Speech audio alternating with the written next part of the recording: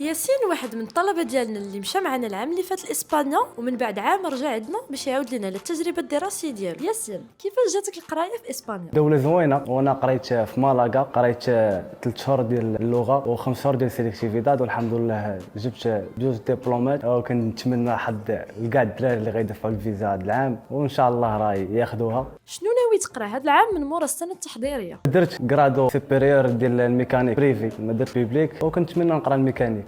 كيفاش جاتك اسبانيا عموما؟ واعره وسياحيه والجو ديالها معتدل ديما، اللي بغى يعوم يتبحر داكشي راه زوينه وفيها بزاف د البلايص زوينين وفيها الناس زوينين ماشي عنصريين كما كيقولوا. ايوا هادشي اللي كاين. واش عاوناتك كومبوس انك تاخذ الفيزا ديالك وتمشي، ولا تيبان لك بلي كنتي تقدر دير هاد الخدمه لراسك؟ لا عاوناتنا بزاف، حيت كون ما هي د لاجونس كون كاع ما غادي نعرفوا كاع، اصلا كاع ما كنا عارفين كيفاش غنمشيو لاسبان، كلشي كان هو داك بافي. عطينا نصيحه للطلبه اللي كيفكروا يكملوا قرايتهم في اسبانيا. مزيان نكملوا على برا. هو علاش رجعتي للمغرب؟ على قبل نجي نشوف الدار وندوز معاهم الصيف. قول لنا كلمه في حق كومبوس. كنبغي نقول للدراري باللي الكومبيس هي الخيار الانسب الا بغيتي تمشي تقرا على برا، وشكرا لهم بزاف.